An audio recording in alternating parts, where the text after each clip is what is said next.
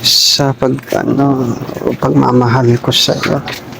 Sana mapansin. Ay, mo. Ay, Brad. Si Ate Esther nandyan. Oh, andun. Mo. Oh, Ano yan? uy, Brad.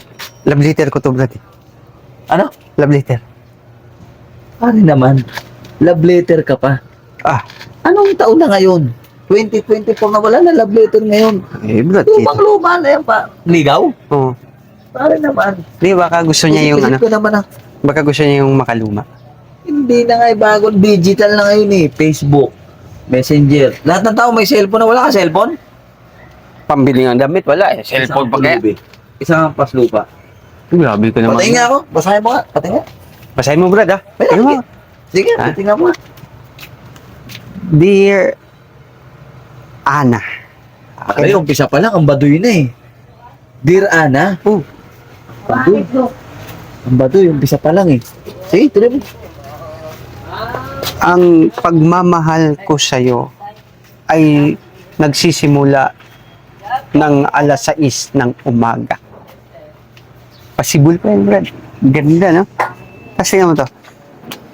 At umiinit ito sa pagdapit tanghali, alas 12 ng gabi. Ay, ng tanghali pa lang. O, di ba? Ikaw gumawa niyan? Ito pa. Pangit. Ito po.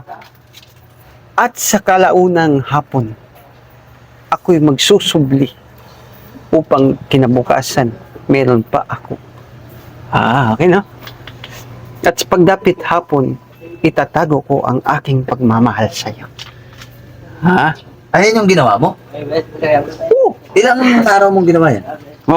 Buwan to, Brad. Pinag-isipan ko to. Buwan yan? Oo. Ang baduy, pare. Bakit? Ang baduy. Bakit maging baduy? Buwan? Buwan mong ginawa yan? Oo. Pare, i-chat mo na lang.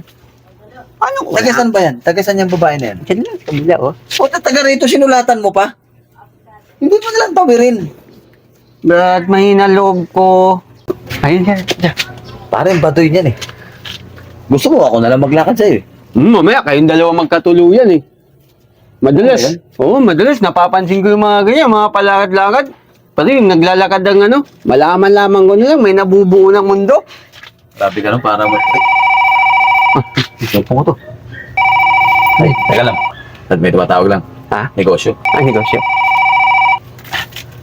Hello, Mr. Cho. Oh. Lupit. Mr. Oo, okay na tayo dun eh. Nag-usap na tayo dun eh. 40 million nga, tinapatan mo eh. 36 lang, walang problema. Ano oras tayo magkita? Ay, tanghali na ho yung alas 12, Mr. Chu.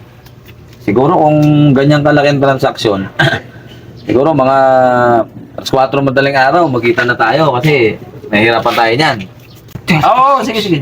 Thank you. Yeah. Brad! Hmm. Uy, magkano negosyo mo? 36 million? Brad, baka pwede mo ko ambunan dyan? Eh, naliligaw kayo. Paano kita sasama? Hindi, Mamaya mamaya ka pang babae. Hindi, tsaka na to, Brad. At saka maaga yun. Kaya ko.